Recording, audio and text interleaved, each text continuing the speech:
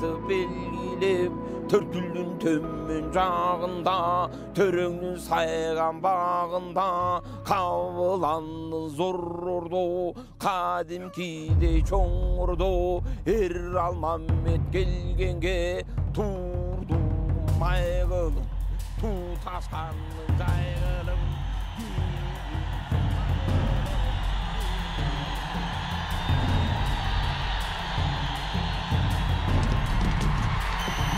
Это экстремальная игра, но это игра мужчин настоящих. Анан кийин ушу 25 жыл ичинде бул көрүүбүз ушунчалык өстү. Аттын үстүнө мингенде кыргыз эчтекени карабайт да. Ат үстүнө келгенде эле таптакыр башка болуп эле айланайын. Далысы да чыгып, колу да узарып, өзүнүн да кароосу чыгып эле такыр эле башка болуп турат. Улак менен кошо жүрүш аттын үстүндө бул тамаша нерсе эмес.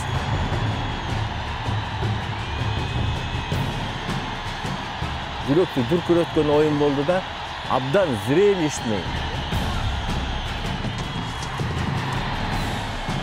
Көрүнүшү көк болуп өсүп калды. Биз кызыл таштабайбыз муну.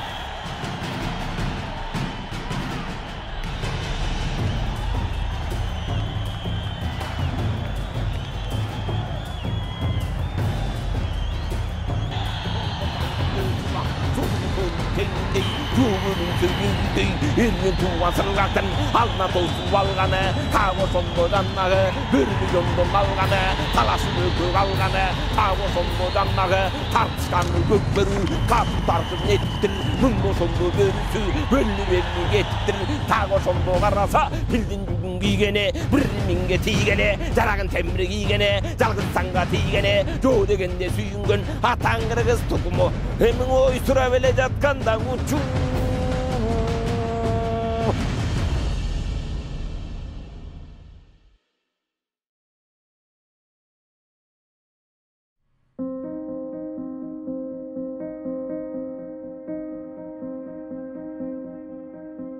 Всесоюзный конный спорт болчу да.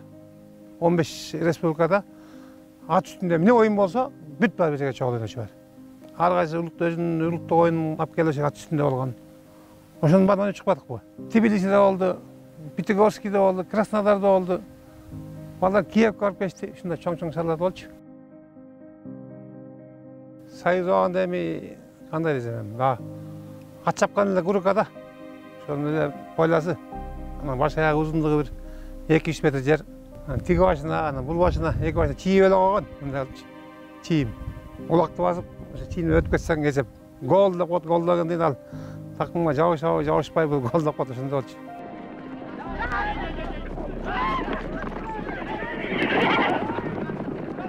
Илгерки көкбөрүлөрдө түпкө деп койчу.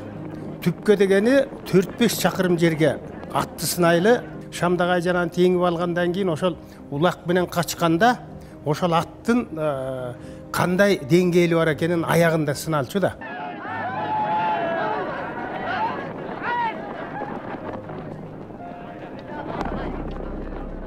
Улак менен дунули, километр, 5 километров уехали, не видно их, что они там между собой.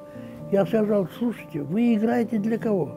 Для себя или для зрителей? Жанагын тип 4-5 километр таштап коюп, 2-3 киши менен аны бүт дүйнөгө тааныта албайт болчубуз. Поэтому я их загнал на территорию, одну территорию. 250 метров в длину, 80 метров в ширину. Почему 80 метров? Это ширина футбольного поля.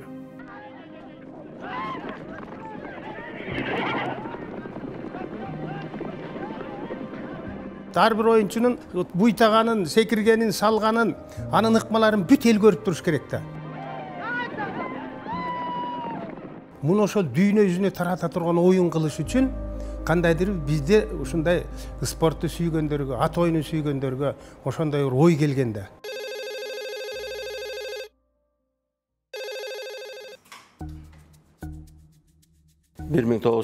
жылы офисте отургам, анан Болот Төлөнөч Шамшиев телефон чалып калды.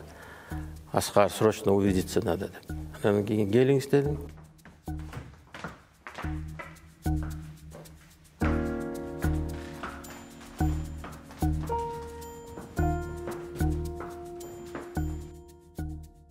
Анан кийин Темир Дүйшөкей экөө келди. Эмне болду деп, анан кийин эмне болду десем, бир жакшы бир идеябыз бар.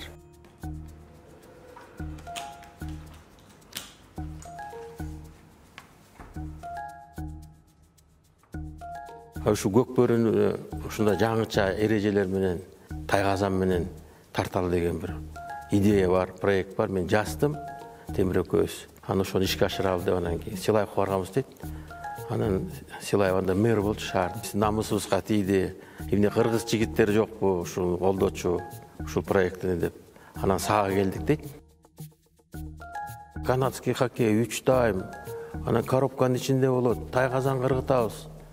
Дегенде анан анда давай байке кеттик. Жасайлы эмне кылыш керек? Буга менен анда стадион керек деди. Биздин жолдун ар жагында бир эме бар экен, жер бар экен. Ошол Темир байке бир тракторист менен ошо стадионду жасап аткан экен. Тизеге чейин чаң топурак. Бир 2 айдын ичинде ошо стадионду даяр кылдык. Тиги Тайгазандын эмесин эки жагында дөң кылып койдук да, аут жок. Когда лошадь обходит этот Тайгазан, она ложится на вираж и соскальзывает. Поэтому нужно, как на гоночных трассах для автомашин, специально делают наклоны. Азыр ошо аут бусуп атат да, биздин ошо көкбөрдүн жанагындай аутка түртүп коюп анан оюн токтоп калып атпайбы? Оюндун кызы баягы токтоп эметип калып атат да. Анан мен айттым, улактарчу балдар барбы деп, таап алат, мынакей Арашан айында, Мурекил Алмалууда, анан Рассветте балдар бар экен. Тартабыз деп атышат.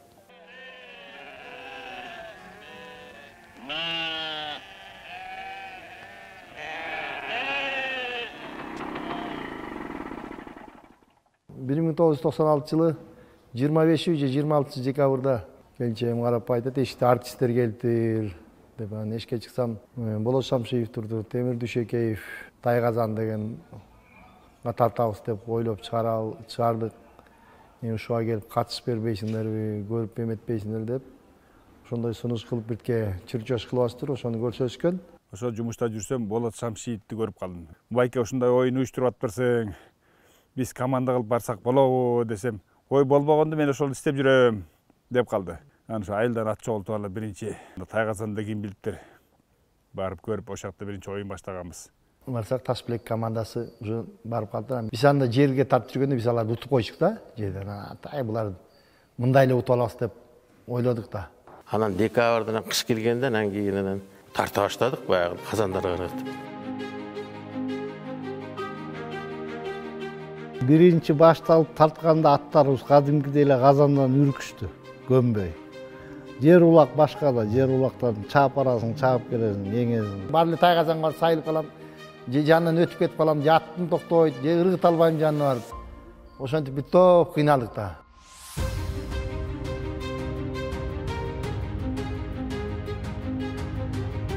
Собирал этих ребят, учили мы их, как играть этот көкбөр.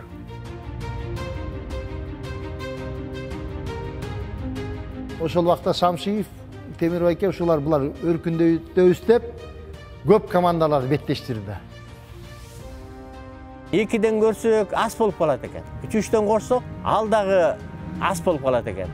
Анан 4-төн кошуп, 4-төн ойноттук. Болот Шамшиев ошондо айтты. Мынакей менин истегеним табылды деди. 4-төн ойнойсуңар мындан ары деди.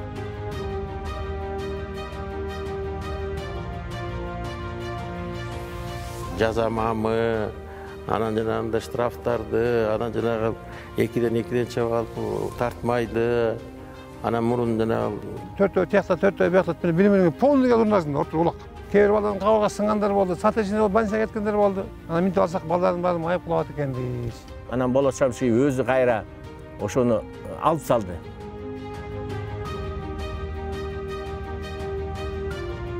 Бир жактан мындай кое берип, жандай чаап барып анан эңе турган болуп калды да, оюн ошого өттү.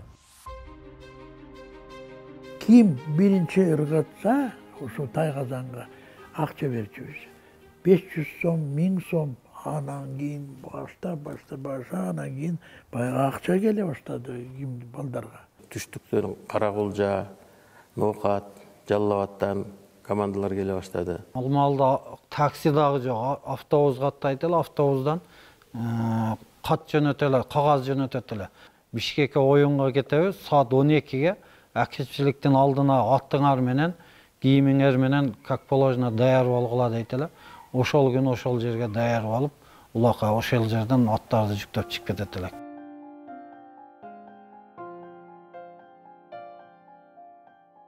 Плечелорда противоударный формаларды кийип барган элек. Анан биз бардык, Тайгазамды көрдүк, аттар бүгүлүп атат Тайгазамдан, шожо атат, талаага кетип бардат. Биз ошол жерде дордой менен ойногондо күлкү болдук. Ошончол даярданып барып, бир эле жеңилүү менен кетип калган өтө. Эми кара канча километрден бардык, канча даярдандык биз.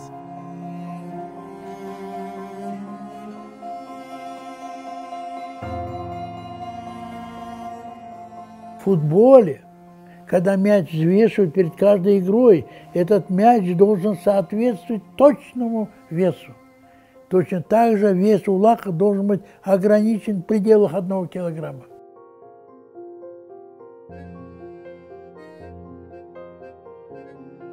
Oyunga чакырган Болот Шамшиев болду. Ушул оюнду келип бир сүйлөп байкап көрчү депчи. Андан мен аралашып акырын сүйлөй баштадым. Туңгуш театрында иштеп жүргөн Мурат Мамбетов менен Эгембер Чалабаевди тартып келдим. Элди кызыктырыш үчүн тотализаторда ойното баштадык. Болот Шернияз биринчи ошо тотализаторлорго катышып, ошол ошодон анан аябай кызыгып киргенде. Федерациянын президенти болуп көкбөрүчүлөр өзлөрү шайлап алышты. Ошондо Бокем бардык уюштуруу маселелеринин баарын колуна алды Шерниязов. Көкбөрүнүн туусун иштеп чыкканга комиссия түзүп, сынак жарыялап, логотипин иштеп чыкканга сынак жарыялап, театр сүрөтчүсү Юлдаш Нурматов ойлоп тапты. Гербти болсо Бек Жайчыбеков ойлоп тапты.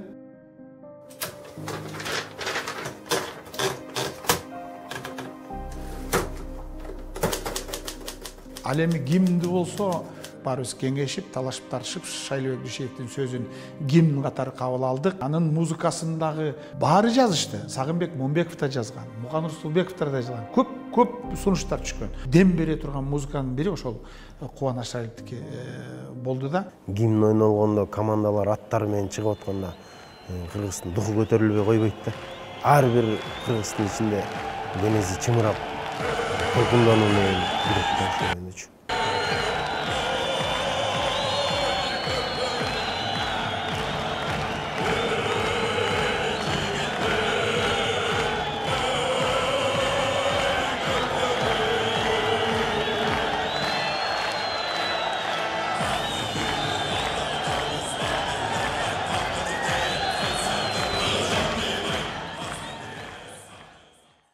Президенттин кубогун иштеп чыгышына да аябай чоң конкурс жарыяланган болчу. Кубок өзгөчө кубок чындыгында. Ошону Өгөбаев Марат деген бир скульптор жигитибиз иштеп чыккан.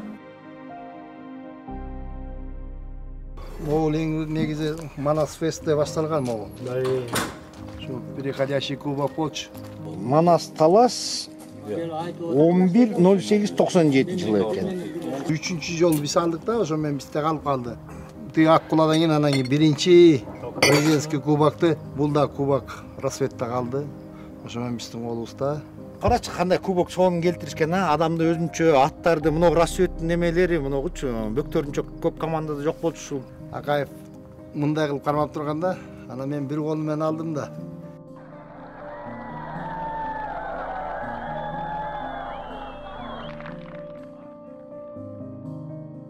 Bir kol men karmasam Akaev aslan tosa koyup atpay, onu çırıldı da.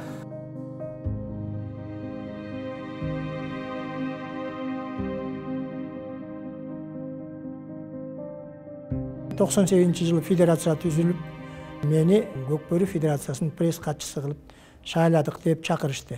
Ошондон баштап жакындан таанышып, ошо менен ошол жерге баш оту менен киришип калдым. Атка минген казакпан кыргыз 20 кишиге тең дейт. Хоккей Көкбөрүнүн жанында биякта эле калат, калп айткан менен болот. Ушуну уюштуруп аткан бала бакырага сиздерге баарыңыздарга бак таалай рызык кешик өмүр тилейм. Мен негизги максатым элге жайылтуу болчу бул оюнду.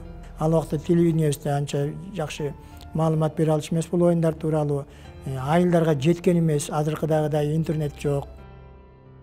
Телефон, интернет, реклама кылып, звезда кылып коюп атпайбы? Алмалда нак пешене териң менен, күчүң менен звезда болуп, ошо өзүңүн немеңи, талантыңды көргөзөт элең.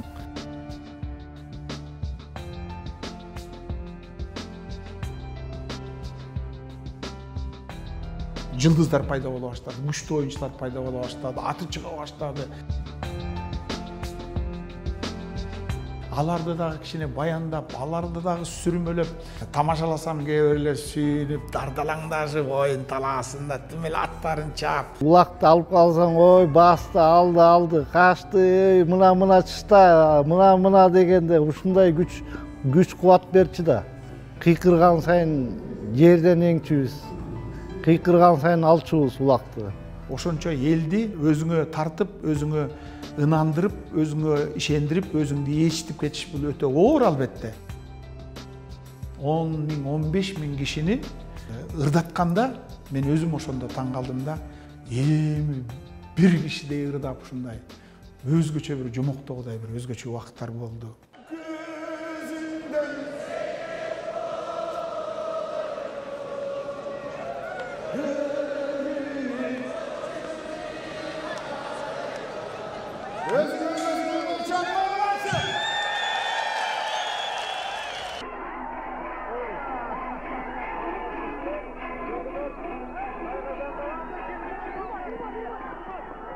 Я сегодня очень рад, что мы проехали 1500 километров, чтобы участвовать в международном турнире по кокпаре. Кокпары – это древнейшая игра наших предков. Выражаю огромную признательность руководителям Новоильской вальяты, особенно руководителям Новохорского района, которые приняли нашу делегацию.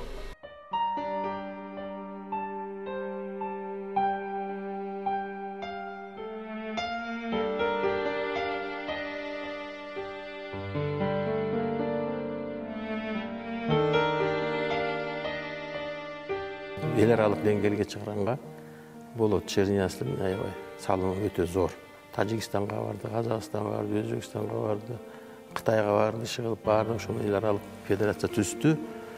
Өзү дагы генеральный секретарь болуп, президентти Кайрат Сатыбалды деп. Именно Булат Чернязов, он был инициатором.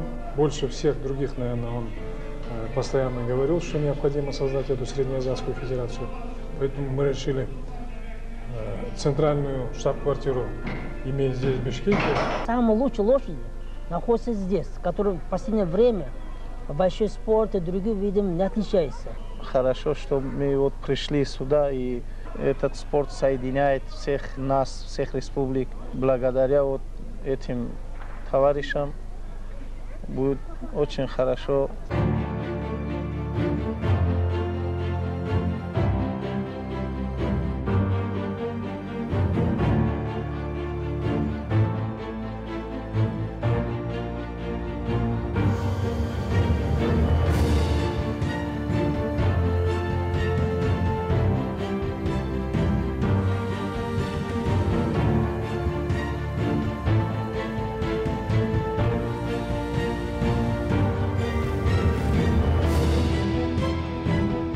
Черниязовдун өзүнүн баягы демеушүлүгү болбосо, Салымбековдун анда демеушүлүгү болбосо, Көкбөрүдөн ошол бойдон кала бермек. Мына ошондой демеушүлөрдүн аркасы менен Көкбөрү эл аралык аренага чыкты. Ушул Кыргызстандагы жалгыз эл аралык штаб-квартирасы Бишкекте болгон жалгыз эл аралык уюм ушул эл аралык Көкбөрү федерациясы.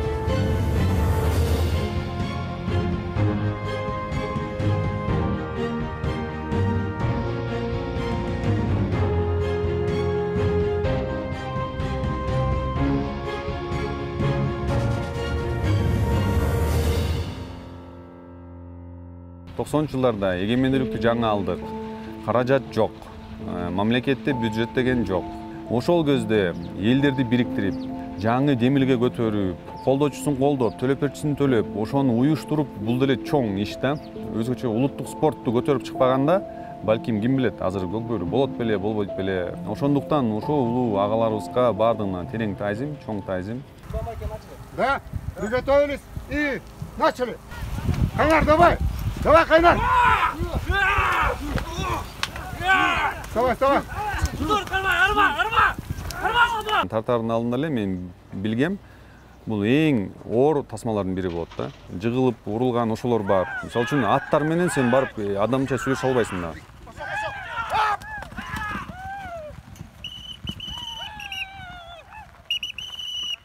Стоп. Стоп.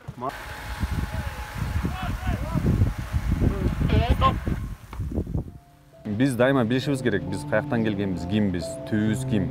Азыр биз көп тараптан өзгөрүп бартабыз да.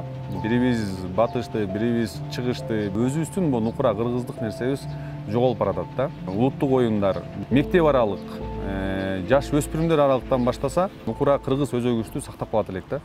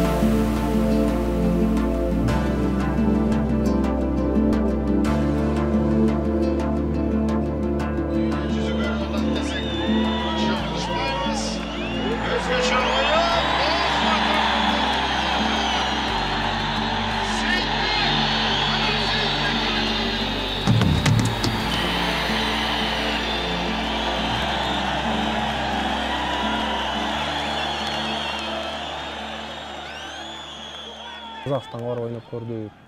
Жергечи. Чаап барат эле, бутун көтөрсөң эле, түшсө түшөт, түшпөсө жок. Батырбек уулу Аскат. Аскат тезирээк мына ыңгайлуу ташташ керек, өтө жакшы. Өтө жакшы көрүнүш. Биздики казанды коргоп, варатаны тоскондой элечи. Казанды коргоп, тагына кайрып, бияна кайрып, биздин аттар ошого да ылайык таштырган да. Азыр аттар чыкпады уже, варатарь депчи. Туруп алышат, болду, өтө албайсың, тосушат.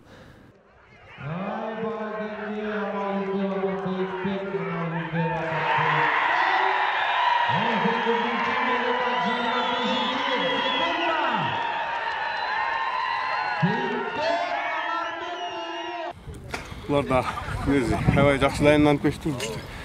Көчө достук менен ичине кат оюн болуп, аттар бир аз чапаттыр. Аябай күчтүү команда. Жер улакта деле правила бар. Бирок Казандыкындай эмес да. Мындай катты коюп аласың, кээде жер улакта, кээде бирөөнүн колун кармап аласың, жер улакта. Казанда андай жок да. Чисто ошо улакка тартасың. Катты койдура албайсың, правила бар.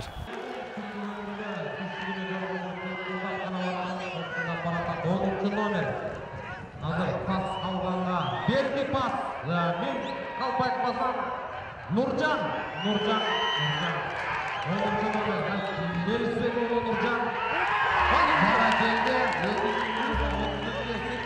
Аламан улак деп коет.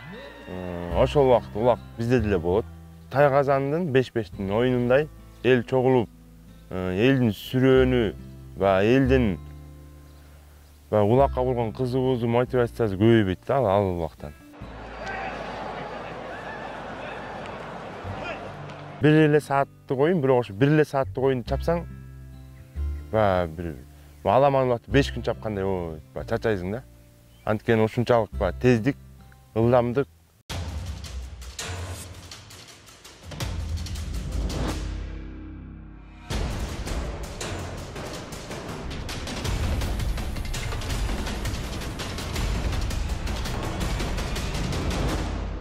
Чыгарып койгон тайгазандын бир кичикей жери өзгөрүлгөн жок да. Размерлерине таң калам да. 1 сантиметр өйдө кылсаң, 1 сантиметр ылдый кылсаң, туура эмес болуп кала тургандай да.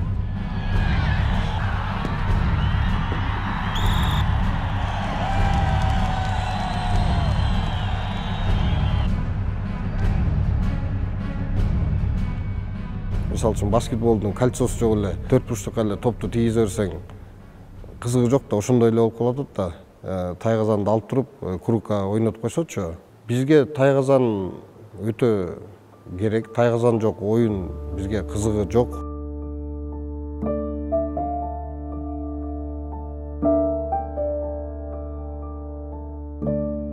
Опасности не больше, чем в канадском хоккее.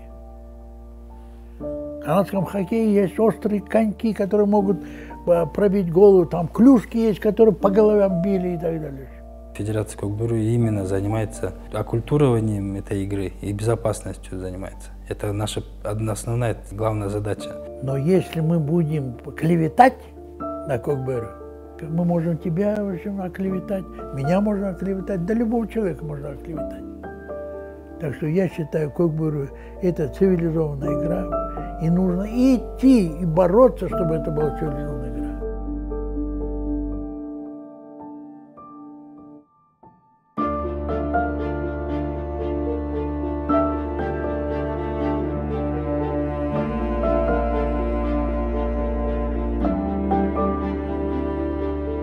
Жанагы аттын скоростундай чаап барат, анан улакты такымдан такымга алып, такымга басыштын өзү улак менен кошо жүрүш аттын үстүндө. Бул тамаша нерсе эмес.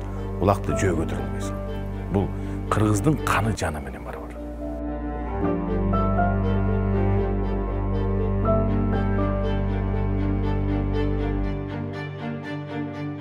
Ошол адамдар бизге кылып кетти, биз ошонун аркасы менен ойноп келатабыз.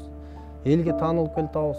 Ушундай оюнду бизге мурас кылып таштап кетти. Муну эми улантыш мээнеттерин жерге таштабай, баардыгыбыз чогуу чара бийик деңгээлге көтөрүшүбүз керек да.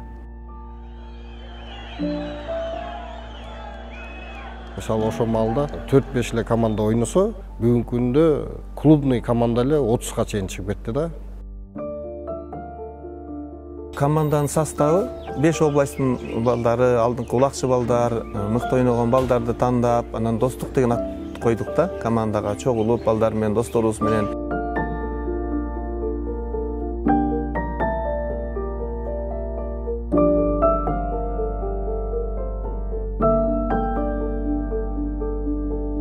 Жаңы баштаганда 1-5 место, 6 местолорго илешип, кайра таштап кетип калбай, ийгиликтерге жетишели деген ой максатта ойноп келатабыз.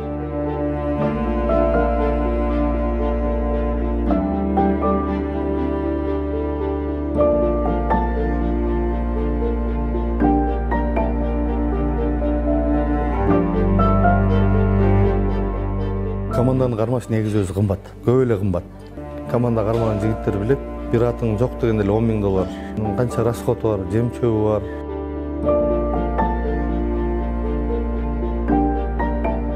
Намыс да. Баштагандан кийин аягына чейин ошо колубуздан келишче деп чыдап жүрөбүз да. Келечекте ушу муундарыбызга ушу Көкбөрүнү жакшы бир өнүктүргөн мезгилге өткөрүп берели деген ой.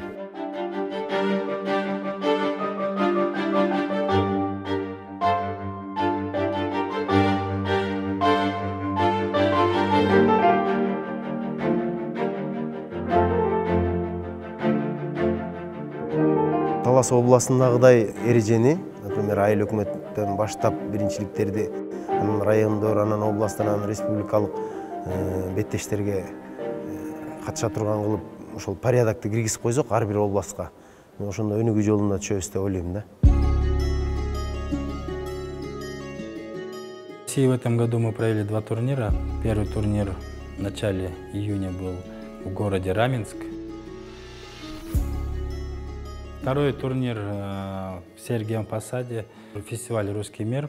Как вы знаете, в 2018 году мы впервые приняли участие в этом фестивале.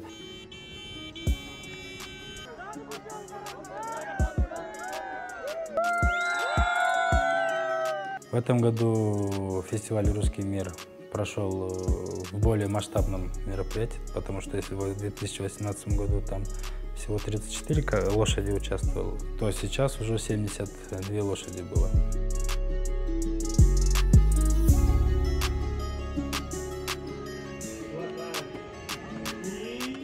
Я в первый раз увидела эту игру. Интересно было, конечно же, принцип, то, что это похоже на футбол и на хоккей. Каждый год приходим на этот фестиваль и обязательно смотрим игру. Очень нравится. Впервые 4 года назад мы пригласили представителей игры Кокбуру. И за 2 года эта площадка стала одной из центральных на фестивале «Русский мир», потому что действительно очень большое количество неравнодушных зрителей. Биз Кокбөрдөн Азия биринчиликтерин өткүзүшүбүз керек, дүйнө биринчиликтерин өткүзүшүбүз керек. Ошондо биздин сүйгөн оюнубузду дүйнөлүк деңгээлге чыгарып алып туруп, анан мактанып, кубанып карап отурсак болот да. Америкадан келип бизге кайрылып атышат, келип мастер-класс кылып, Франциядан келип атат, Венгриядан келип атат. Алыс барбай эле, жакын эле мына өзбек туугандарыбыз официальный меморандум түздүк. Жакшы оюнчулар, жакшы тренерлер барып, ошо жака үйрөтүп, мастер-класс көрсөткөн үчүн. В ноябре месяце у нас с посольством Соединенных Штатов есть договоренность, что мы летим в Соединенные Штаты и в 2-3 штатах открываем федерации. В рамках этого меморандума будем предоставлять им тренеров для тренировки спортсменов и развития игры уже непосредственно в Соединенных Штатах Америки. Ар бир спорттун идеологиясы окшош эле. Ошонун ичинде биздики деле Көкбөрү. Дене тарбия адагы ичинде бар. Командный дух адагы бар. Эң маанилүү бул национальный дух болсо керек депчи. Ушундай уникальный оюнду көрсөтүп элге чыгарып атканы.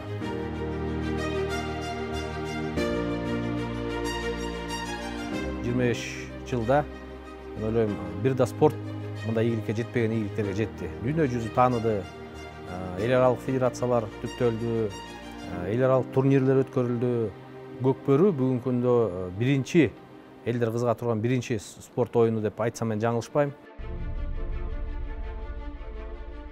Чоң оюндар болгондо ипподромго же болбосо башка жерлерге билет жок. Ушундай популярдуу болуп кетет деп биз ойлогондо эмеспиз да, бирок анан мынакей ушу 25 жылдын ичинде Көкбөрүбүз ушунчалык өстү. Бир эмес 3 жолу чоң көчмөндөр оюнун өткөрдүк дүйнөдөн. Америкадан командалар келип атат, Франциядан командалар келип, ушунчалык таң калып, Көкбөрү оюнубуз менен өзүбүздүн элибизди таанытып, дагы дүйнөгө жарыялап атканыбызды, каада салтыбызды жараткан абдан сыймыктандырат, мени кубандырат. 25 жыл мурун 25 экенмин, ошону менен келе атабыз, Кудай буйрса. Бир эле күндү өтүп кеткендей да, өзгөчө спорт экен да. Көкбөрүдөн эми жаман болгон жокпуз, Кудайга шүгүр. Эл тааныдык, жер тааныдык. Көкбөрүдөн жакшы нерселерди таптым десем болот. Эч нерсе жоготконум жок. Миң мәртебе шүгүр. Өзүмчө сүйүнөм, мына биртке болсо дагы улуттук оюнга салым кошконума.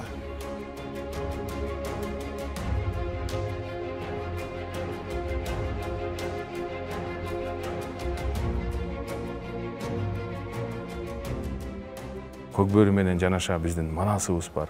Көкбөрү менен жанаша биздин айтышыбыз бар, биздин комузубуз бар, биздин боз үйүбүз бар. Биринен бири ажырагыс нерсе. Бул өтө чоң байлык. Анан ушул байлыктарды алып жүргөн кишилерге мен чоң ыраазычылык билдирип атам.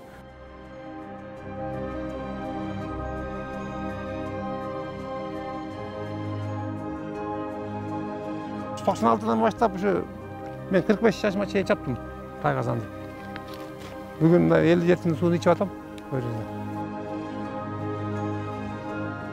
Биз кече балдар элек, мен чачым капкара болгон бала элем. Мынакей мынтип ак бурулбаш болуп калдык. Көкбөрү дагы ушундай болду го деп атам да.